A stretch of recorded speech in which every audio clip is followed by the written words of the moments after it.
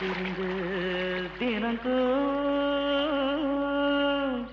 ஏன் மரகதமே மணிக்குயிலே ஒன்ன எதிரெதிரா நான் ரசிக்க எப்ப ஒரு வேளை வரும்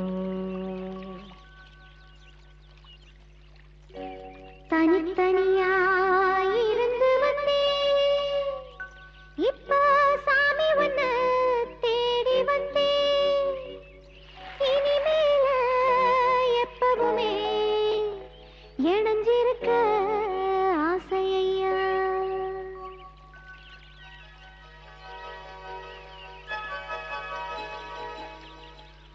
என்னங்க ஆமா யாருக்கோ காத்துட்டு இருந்த மாதிரி இருந்துச்சு திடீர்னு ஏன் போறீங்க நான் யாருக்கா காத்திருந்தனோ அவங்க இங்க வரல அதான் நான் கிளம்பிட்டேன் கண்டாங்கி துணி உடுத்தி கனகாம்பர பூவு வச்சு கண்ணனையும் நெஞ்சினையும் உங்களைத்தான் பூட்டி வச்சு கணக்காக ரசிச்சுடத்தான் கரையோர வருவேன்னு கடிதத்துல எழுதிவிட்ட காமாட்சி நான் தானே இன்னமுமா புரியல நான் நினைச்சேன் நான் போற இடத்துக்கெல்லாம் நீ பின்னாலே சுத்தி சுத்தி வரும்போது அது நீயா தான் இருப்பேன்னு நான் சந்திக்க சொல்லி எழுதின இடத்துக்கெல்லாம் வந்தீங்களே ஆசை இல்லாமையா வந்தீங்க இப்பவும் ஆசையோட தான் வந்தேன் ஆனா ஒண்ணு நினைச்சில்ல என் காமாட்சி நினைச்சுட்டான் காமாட்சியை நான் உண்மையா காதலிச்சேன் அவ என்னோட பாட்டை ரசிச்சவ என் கருத்துக்களை ஏத்துக்கிட்டவ என்ன உயிருக்கு உயிரா காதலிச்சவ எனக்கு எந்த ஆபத்தும் வரக்கூடாதுன்னு துடிச்சவ அவளை பார்க்க தான் நான் ஆசையா வந்தேன் அவளுக்கு பதிலா நீ வந்து நிக்கிற நான் காதலிச்சது என் காமாட்சியத்தான் என்னங்க நீங்க பிரிச்சு பேசிக்கிட்டு காமாட்சிங்கிறது நான் எழுதின லெட்டர்ல போட்ட பொய் கையெழுத்து தானே அதனாலதான் எல்லாமே பொய்யா போயிருச்சு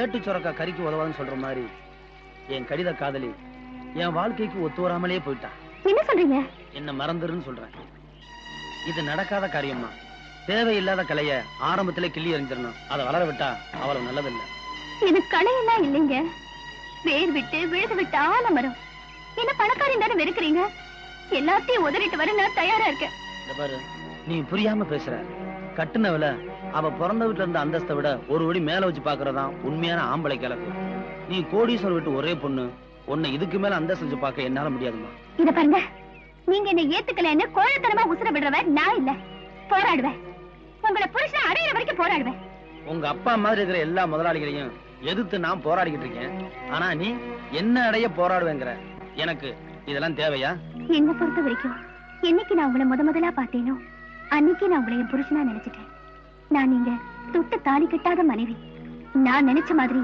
உங்களை என் புருஷனா அடையாம விட மாட்டேன் இது சத்தியம்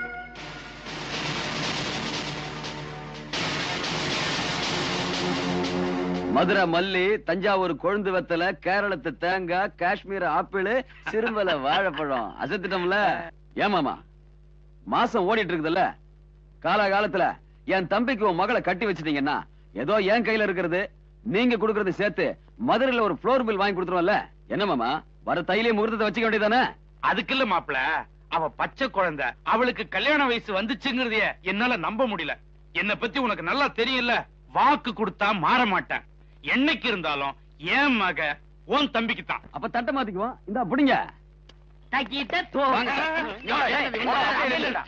ஏண்டா வேலை இல்லைன்னதுக்காக முதலாளின்னு கூட பார்க்காம கண்ணத்துல அரைஞ்சல்ல அன்னைக்கு விட்டுட்டேன்னு பாத்தியா இவங்களை விடாதீங்க சார் ஓஹோ எங்களை காட்டி கொடுத்தது நீங்க தானா ஆமா ஐயா எங்கிட்ட ஏன் அரெஸ்ட் பண்றீங்க ஈரான் மந்திரி டெல்லிக்கு வந்திருக்காரு ஈரான் மந்திரி டெல்லிக்கு வந்தா எங்களை ஏன் அரெஸ்ட் பண்றீங்க அவரோட பாதுகாப்புக்காக உங்களை கைது பண்ணி உள்ள வைக்க சொல்லி கவர்மெண்ட் உத்தரவு போட்டிருக்கு என்னது அவர் பேசுறது இவனுக்கே புரியல ஏயா ஈரான்ல இருந்து ஒரு மந்திரி டெல்லிக்கு வந்ததுக்கு தமிழ்நாட்டுல எங்கேயோ ஒரு மூலையில திண்ணையில் உட்கார்ந்து இருக்கிற எங்களை ஏன் அரெஸ்ட் பண்றீங்க ஒரு தடவை லிஸ்ட்ல வந்துட்டா நாட்டுல எது நடந்தாலும் உங்களை தான் கைது பண்ணுவோம் ஓஹோ தலைவருக்கு ஊருக்கு போனா எங்களை வெளியே விட்டுருவீங்க மறுபடியும் தலைவர் வந்தா உள்ள போட்டுருவீங்க இந்த ஜனநாயக நாட்டுல எங்களை சுதந்திரமா வாழ விட மாட்டீங்களா ஐயா ஏயா கள்ளச்சாராயம் காய்ச்சறவன் கலப்படம் செய்யறவன் எல்லாம் வெளியே விட்டுட்டு எங்களை ஏன் உள்ள முடிச்சு வைக்கிறீங்க எதுவா இருந்தாலும் ஸ்டேஷனுக்கு வா பேசிக்கலாம் சார் சுமாரி சார் இவங்க இப்படித்தான்டா ஸ்டேஷனுக்கு வா பேசிக்கலாம் ஸ்டேஷனுக்கு வா பேசிக்கலாம் அங்க போனா நம்மளையும் பேச விடுறது இல்ல இவங்களும் வாயால பேசுறது இல்ல ஆளுக்கு ஒரு கம்பு எடுத்துட்டு விளையாண்டுறாங்கடா ஐயா என் மேல எந்த தப்பும் இல்ல நான் எவ்வளவோ சொன்னேன்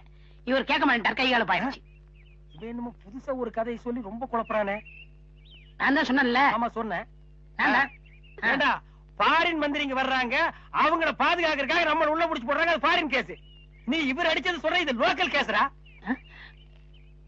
நடக்குதா கொஞ்சம் சார் கொஞ்சம் ஏன் சார் ஒரு மனுஷனை ஒரு தடவை சப்புன்னு அப்புனா என்ன தண்டனை? ஜெயில் தண்டனை. இன்னொரு தடவை சப்பு சப்புன்னு 2 தடவை அப்புனா அதே தண்டனை தான். அப்போ 2வது தடவை அப்புனாலும் அதே தண்டனை தானா?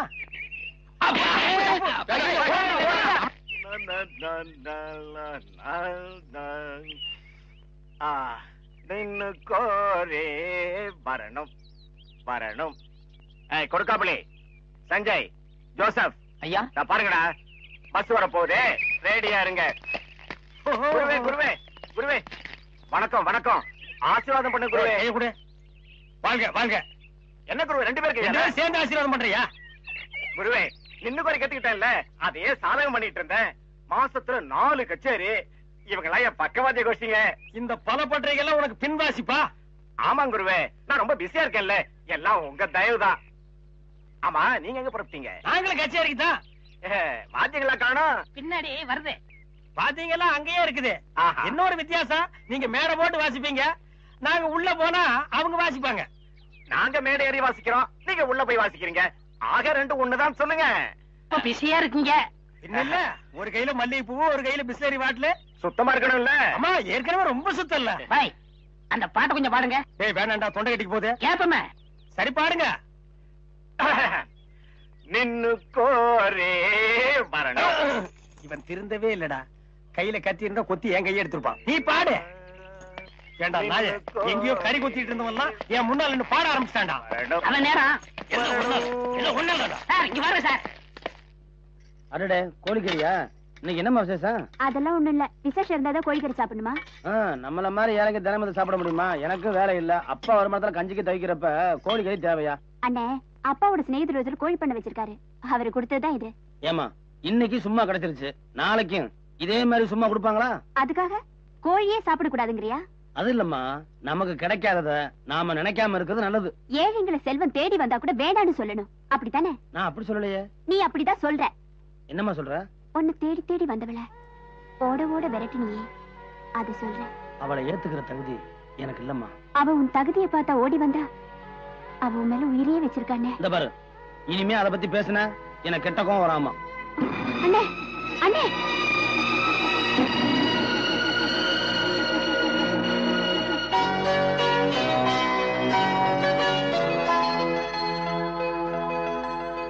என்னம்மா இது அதிசயமா இருக்கு?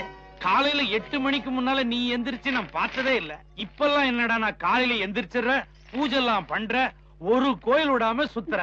என்னம்மா ஆச்சு? அது ஒண்ணு இல்லப்பா, நான் உன்னை வேண்டிட்டு இருக்கேன், அது நிறைவேறணும்னு நீங்க ஆசீர்வாதம் பண்ணுங்கப்பா. நல்லா இரு. அடாடாடாடாடா, எல்லா ஆசீர்வாதமும் உனக்கு உண்டுமா. உனக்கு என்ன குறைச்சலு? ஊர்ல இருக்கிற கோயில்லாம் சுத்தி சாமியே புடிச்சிட்ட, அப்புறம் நான் எதுக்கு? சாமி ஆசீர்வாதம் பண்ணாலும் பெத்தவங்க மனசு நிறைஞ்சாதான்ப்பா நடக்கும். என் நிறைஞ்ச மனசோட சொல்றமா, நீ நல்லா இருப்ப. ஆமா, என்ன விஷயம்? வேண்டுதலை வெளியே சொல்லக்கூடாதுல்ல, அதனால நிறைவேறினதுக்கு அப்புறமா சொல்றேன்ப்பா. உன் நல்ல மனசுக்கு எல்லாமே நல்லபடியா தான் நடக்கும். போ.